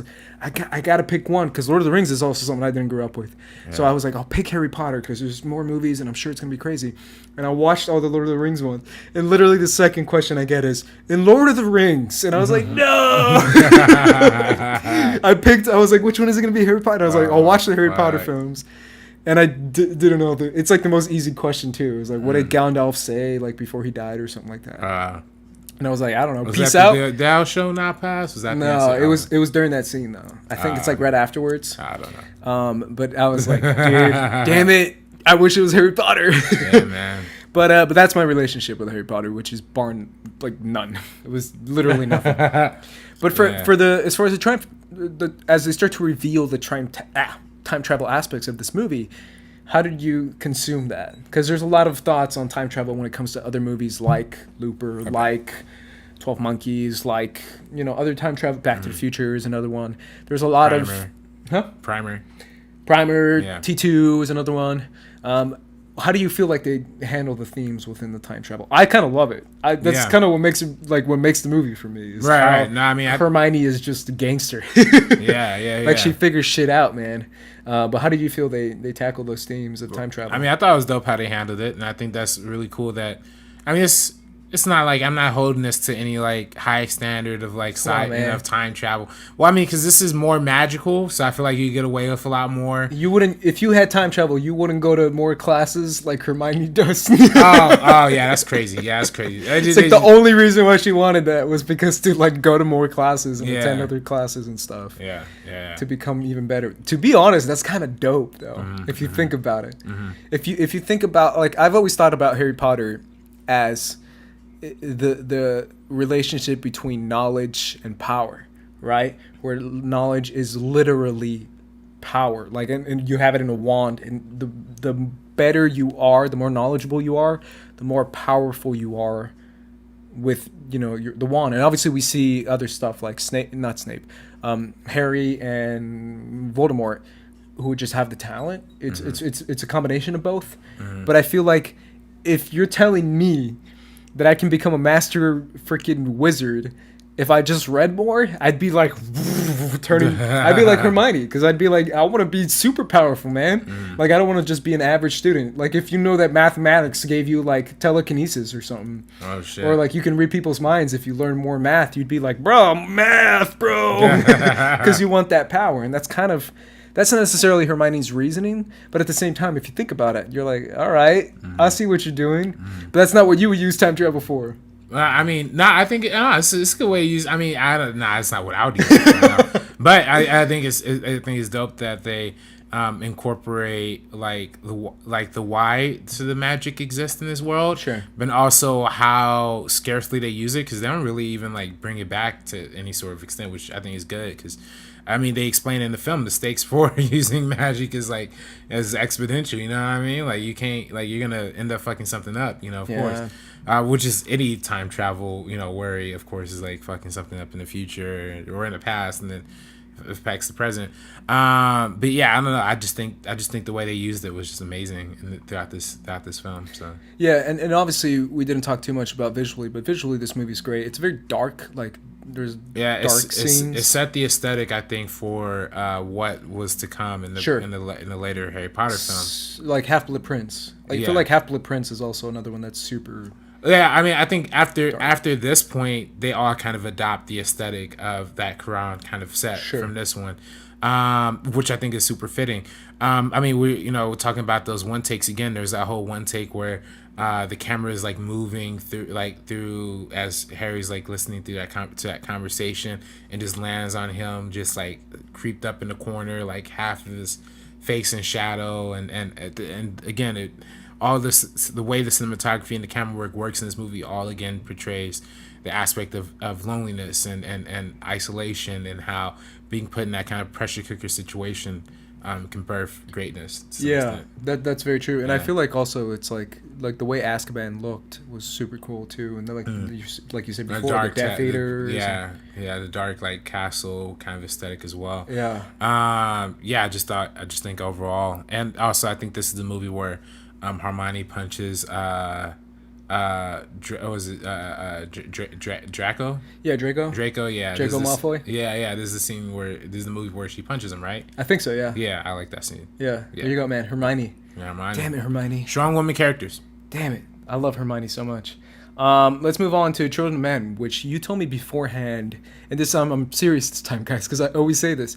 You're actually like a really big fan of this movie. Yeah, this is one of my favorite films. I think probably is up there in top 25, maybe top. I don't know, 25, probably like top 25. Yeah, something like that. But I mean, this movie really impacted me hard when I first saw it, and I went back and rewatched it, a couple of times, and then revisited it again for this podcast, and just reaffirms like everything that I love about this movie, because this is probably the definition of like hard science fiction when it comes to a movie that's very personal, in the sense that it's about fertility and about children and about birth, but also has a much larger context when it comes to politically, socioeconomically.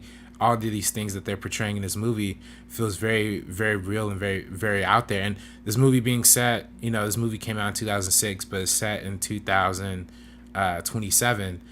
So it's the very near future, 21 years into the future from when this movie was released to when it takes place. And probably this is probably the closest to like the future, to the real world future that we're going to head to. And like, not just from a technology standpoint, from a political standpoint, I really do feel like, especially watching this movie now, like this movie's very, very, very, very, very relevant, and to the point where it's like almost kind of scary how relevant this is, and we could actually end up in this position in 9 years from now. So it's just super. This is just by far, and then it has a lot to say about religion as well. So I don't know. I just love this movie. Yeah. Overall. Yeah, man. I mean, the themes that this movie tackles, you can make like an entire podcast just on that. Oh, definitely, yeah. I mean, it's crazy how many themes the movie tackles, and you're right. The fact that it's set in the future is it's a dystopian world, but it's not Mad Max dystopian. It's not crazy. Like Hunger Games, for example, is a very different than this kind of movie, because this one feels almost like one of the most grounded dystopian movies. I don't know if you agree with that. Yeah, I mean, people are still driving regular cars.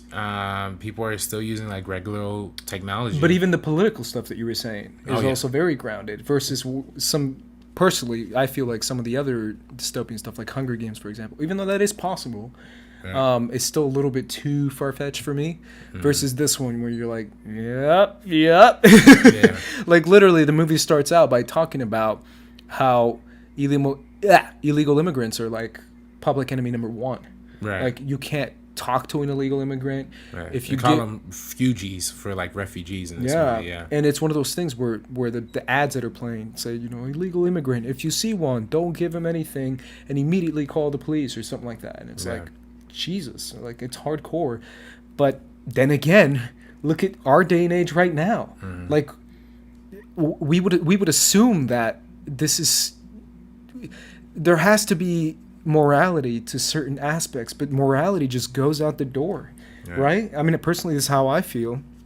And when we're seeing these past few weeks of what's going on currently on the border, it's almost like morality has just taken not just a backseat, has just been dumped out of the car, because we're, associating power and relationships and nationalism to the point that we see language and skin color as the enemy. Like, at least a big portion of America. And that's something that I've been talking about for years, because I really do feel, and it's different aspects, man. But for me, it's one of those things where people don't really talk about it as much as they do now, obviously because it's in the forefront of all the news and stuff and the coverage.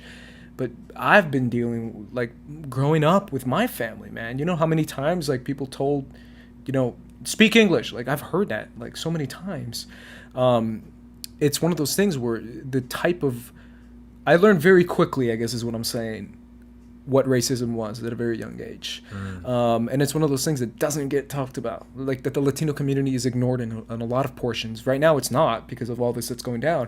But I really feel like that's something that, has been ignored for such a long time. And the fact that it's done to a community that shares the same faith with the vast majority of the people who are cheering for them to get deported and get kicked out and get mistreated and get, their rights taken away from them, to me is even the most egregious crime that's being happened right now, is the fact that in the name of God, you're condemning the same people who love that God and who share the same faith as you. Like, that to me is to the point of, like, the fact that I can grow up in a Latin American community and read the Bible and know it, and some other people can grow up and learn the Bible and know it, and you can condemn me? Like, I don't think we're sharing the same God at this point. You see what I'm saying?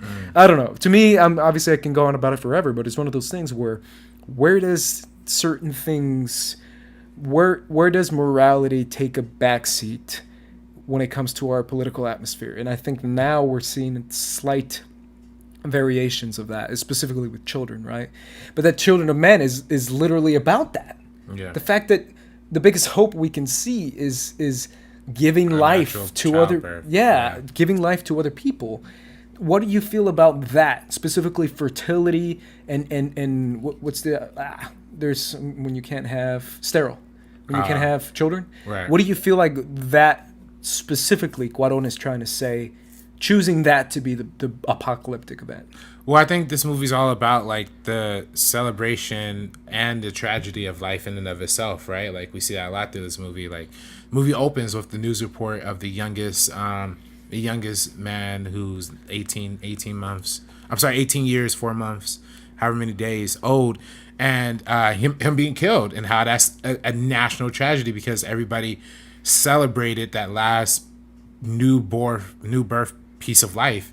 And how being stripped of that just completely, like, eliminated a lot of hope for a lot of people, and how this society is so hopeless, so lifeless, because there's no, like, new blood, new children, all that kind of stuff, which is fascinating because, I mean, we see that whole theme of celebrating life throughout the entire film, but we see it, like, the celebration met with the tragedy from the very scene where Julianne Moore and Clive Owen and Chiwetel Ejiofor are in that car, and they're just playing around, having fun, playing, ping pong or whatever, and it just goes left, like, out of nowhere, and Julianne Moore's character, like, literally has her, like, throat, like, ripped out, with a bullet or whatever. So it's like, is that kind of shit that is, I feel like that just encompasses what this movie is like, how we celebrate life, and it just cuts to, and again, that's another thing that happens at the end too, where the baby's crying and they're walking slowly through the building and everybody's like looking, and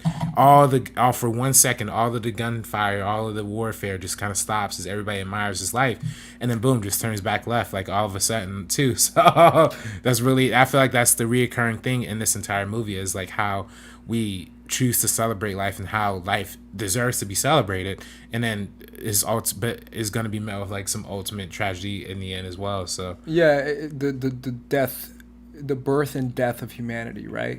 Because humanity is something that we all share because we're all human, right? But at the same time, how do we lose our humanity?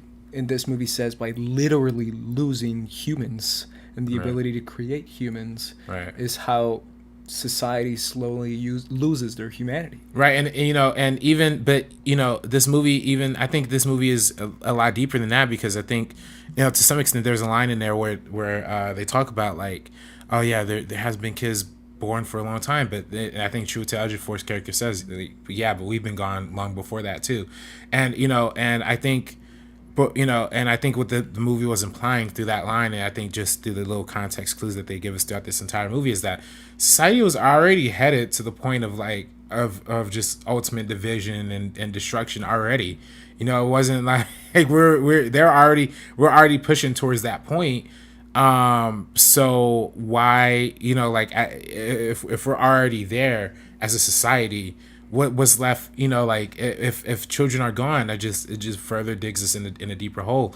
And you know, I think that's really important, and how this movie kind of shows you how the government, how the politics involved. I mean, there's a documentary that was released on the Blu-ray of this movie called The Possibility of Hope, which is like this 30-minute like mini documentary where I think it's Quran, or I don't know if it's Quran specifically, but they talk to a lot of different experts of environmentalism and of politics, and how that future in this movie is not too far off from reality, because the way that things are communicated in this movie are through fear, right? Fear in the media, fear in the way that the way that people are portrayed in the media. We see that in the very beginning with the Diego baby. You know, we see other aspects of fear that's being pushed, the fear of the other, the fear of the migrants, the fear of the refugees, and that's something that's very present in today's society. You talk about the border and the child detention centers, but it's even something that, I mean, the Supreme Court just approved Trump's travel ban, you know, which was originally the Muslim ban, and now it's just like they call it the travel ban, but it's really just another form of xenophobia, right? How we're implementing fear of, if we let in people from this country, they're gonna start bombing this and bombing that. And I like how this movie kind of addresses that, but almost kind of flips it to where in this movie the terrorist attacks are implemented by left-wing groups who are just so frustrated by this overly, I mean, the way it's portrayed in this movie, this government's like overly right-leaning, overly conservative, overly nationalist. Because I think that has a lot to do with the fact that this, you know, the UK in this movie is the only country that's left.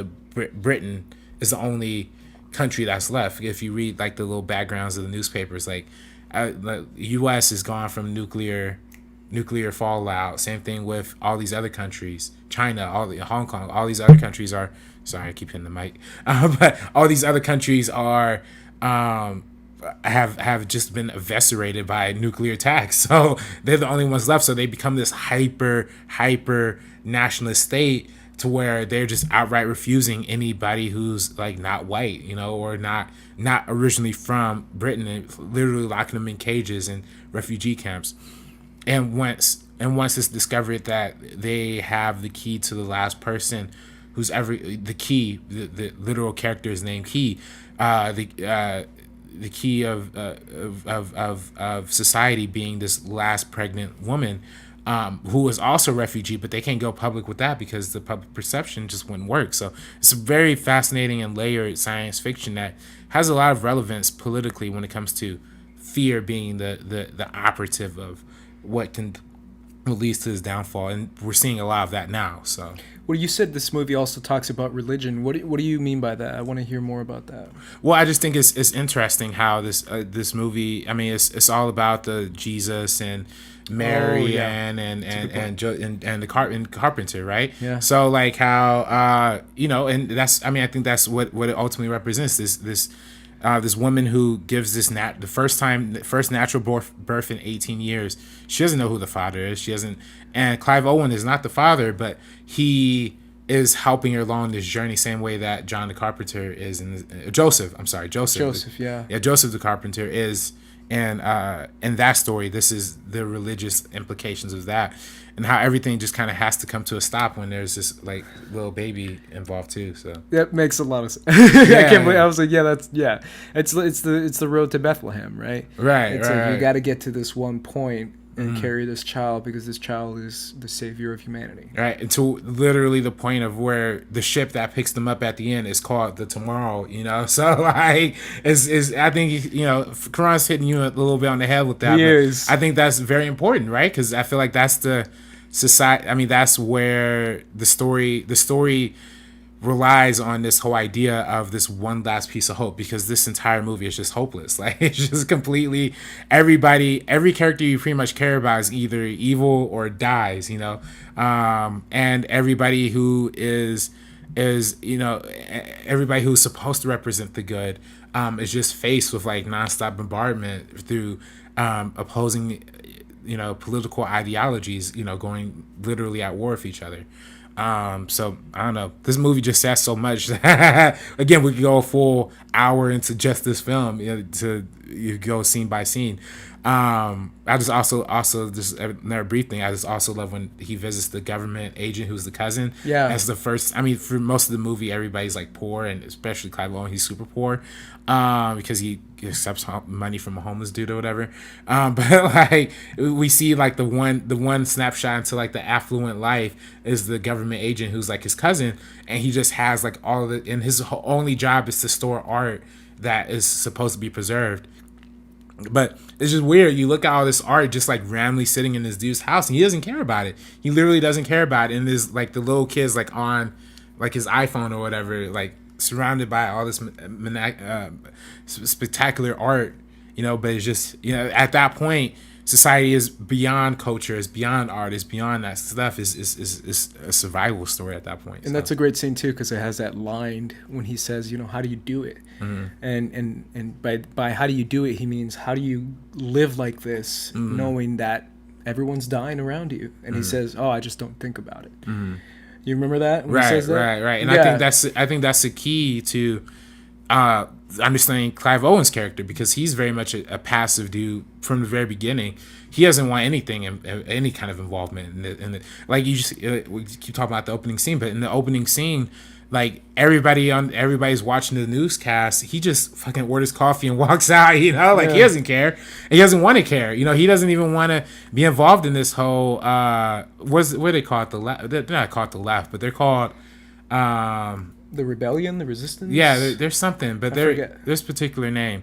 But he doesn't like really care to be involved. The only reason why he's even considering being a part of that whole thing is because of Julianne Moore, because of the character of Julian, which is fascinating. Also, I think this movie also has something to say about femininity to a certain extent too, because in the original book, it's the men who are sterile, but in the movie it's about women being fertile, and how the one restoring hope for the next generation. The entire movie, everybody thinks she's giving birth to a boy. It's really a girl. That's true. So I think this movie says a lot about how the role of women in procreation is very essential. So that's a good point. Again, we can talk about this movie for hours, but we have to move on to his final film that he has, his most recent film as far as filmography goes, and that is Gravity. Now, Gravity is obviously his most recent film, like I said before, and it is one of the most visually powerful films of the last 10 years. Oh, absolutely, yeah. I don't know if you would agree with that, but it seems like you do agree with it. I absolutely agree We've with that. talked a lot about, I wish we could have talked about it more on Children of Men, but the camera work in Children of Men, like you said, that Julianne Moore death scene in the car is crazy. Right. Like crazy. Like crazy. But obviously this guy is Emmanuel Lubezki, who is a master, an artist, like we said before, one of the greatest DPs working around today. And he flexed all his muscles in this movie, man. We got to start out with the camera work. What do you think about Gravity's use of camera? Oh, camera. Well, going back to Children of Men, there's also that long sequence at the end where they go through the whole war zone too. I think this movie takes it up to the whole next level. I mean, we watched this movie. The first 13 minutes of this movie is completely one take. And of course, a lot of this movie is, CGI heavy. Sure. But the creativity in implementing that sequence is just mind blowing to me. This was actually the first, we were going to talk about later. I guess it was the first. I guess we could talk about it later. But this was your first. This was my first exposure to Alfonso Cuarón. And I remember watching this movie. Me and my buddy Waldo, who I mentioned last week when we watched The Impossible together, and he cried. Oh yeah, yeah. But I actually distinctly remember watching this movie with the same homie. We saw Gravity IMAX 3D opening weekend, packed out house, dude. And that to me, I mean, I talk about Avatar being the movie that was the experience that made me want to go into filmmaking, but watching that movie in IMAX 3D was the moment of probably my favorite movie going experience just of all time. I mean, seeing that movie on that massive screen in 3D was nuts. And I remember it was so crazy because there's that moment where Sandra Bullock's character is tumbling backwards and she's floating away from camera. And I remember seeing that on the big screen, and it was seeing the tiniest dot on the biggest screen, but you still felt every single detail of that. And it just blows my mind how much I love that movie. And setting it in space where the depth of field is going to be extra crazy, you get real experimental with it. Overall, this was my favorite movie of that year when it came out, 2013. Oh, no way. Yeah, and I just think overall just an amazing visual masterpiece. Yeah. Now, when it comes to, I mean, this one won the Oscar too, right? Mm-hmm. It didn't win Best Picture. 12 Years a Slave won Best Picture. This movie won Best Director, Cinematography, Best Cinematography, okay, and a bunch of other all the technical awards. yeah, I remember that year because it was crazy how much this one was sweeping at the Oscars. Won 7 Oscars. Yeah, it's crazy. And I remember because I was following Cuarón. Right. And now after all that hype, I have to take you to what nowadays, people watching the movie in retrospect and how people say it's overhyped now. I don't know if you've heard that. Have you heard that? I've definitely heard that. Some people say, oh, it's all visual spectacle, but no story and no actual script that gets people inside the movie. It's using only visuals. It's a purely visual movie. Do you agree with that?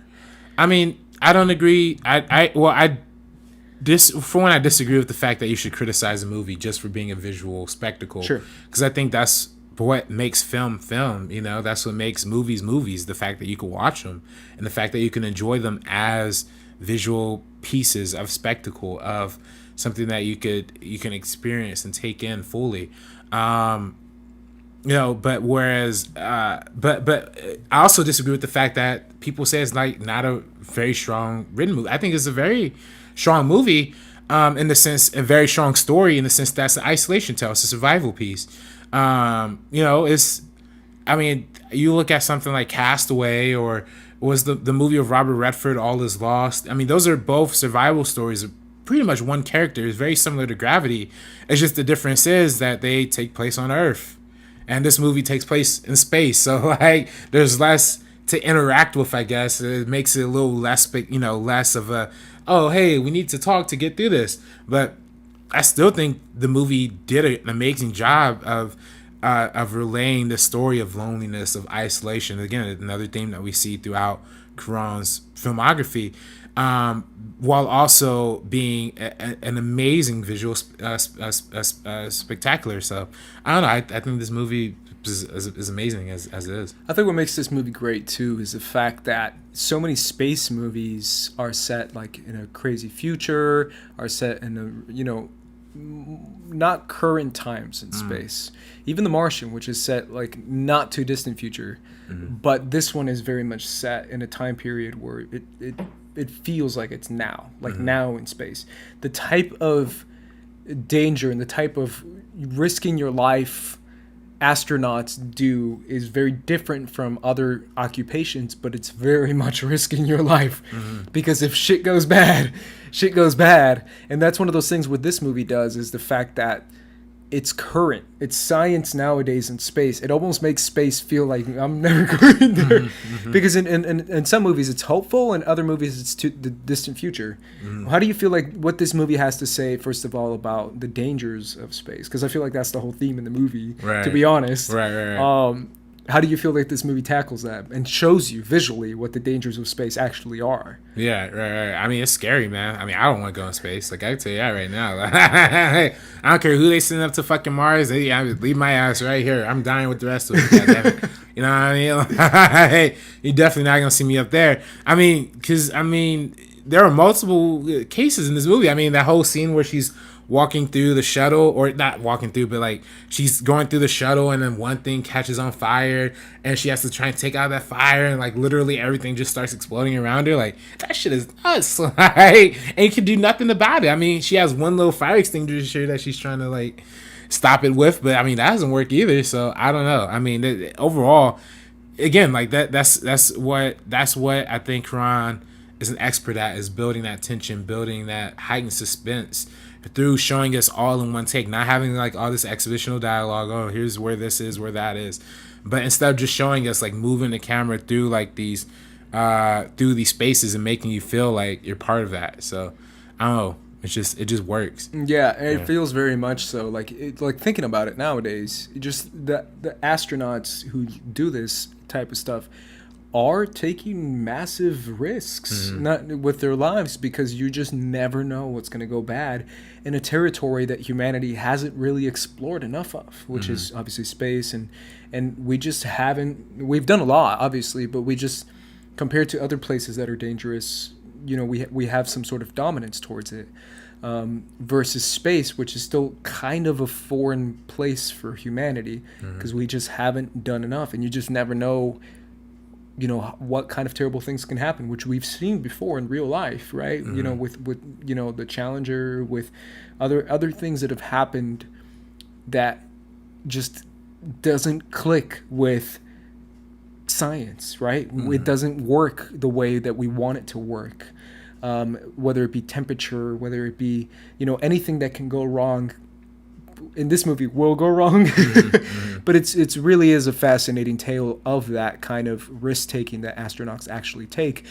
But it's also an acting piece of Sandra Bullock. How do you feel like she holds this movie together? Because she really does. I mean, she's really the only one for a majority of this film, and obviously George Clooney too. George Clooney, yeah, but you know, he gets off. I mean, are we spoiling? Yeah, we can spoil. This movie came out like 5 years ago. You already spoiled it, man. Whatever. I'm pretty sure we already spoiled it like beforehand. So we spoiled all of Children of Men. People, if you haven't seen Children of Men, watch Children of Men. That's a great film. I feel like that one is like, you gotta spoil. Yeah, you gotta talk about that one. But yeah, it's very much about Sandra Bullock, and it's very much about. Yeah, I mean, she was nominated for an Oscar for this part for Best Actress in Leading Role, and I think this is very well deserved because, again, when it comes to these isolation stories, you're only really gonna be hanging out with one person throughout the entire movie. And I think she does a good job of carrying the fear, the emotion, but also the growth, right? The courage that she has to build up to leave the situation and not die and make it home to her daughter.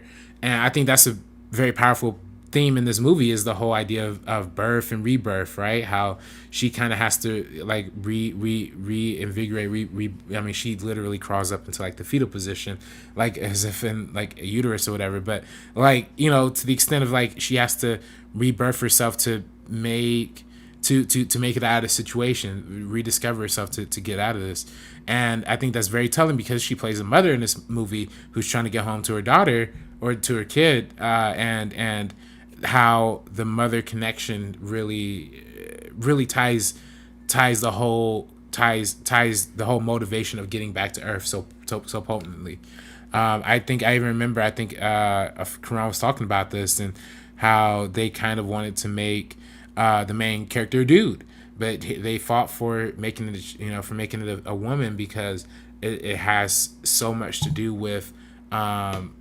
personal personal femininity and motherhood and stuff like that. So this movie did crazy numbers at the box office too, if I remember correctly. Oh, it definitely. And it's so funny because one thing that people don't know, I think they're learning very quickly, is the power of George Clooney and Sandra Bullock, specifically with Ocean's 8 that came out a few weeks ago. No, I still haven't seen it. I still haven't seen it either, but Yeah. it's one of those things that I think it's so funny how demos are very specific because That's funny. Ocean's 11, Ocean's 8.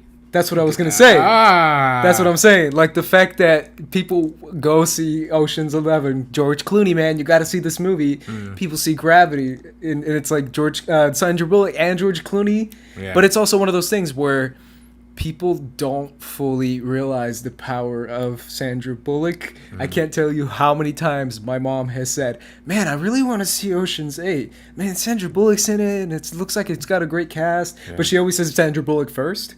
And the same with, you ask someone else's mom, and they'd be like, man, I really want to see George Clooney in this movie. Like, George Clooney's another one who a lot of moms like, and George Clooney and Sandra Bullock. So it's funny how... The Blind Side also made a monster amount of money. Like, it's one of those things where this movie, I really feel by putting those two specific actors in the movie, you're saying, hey moms, let's go see this movie too.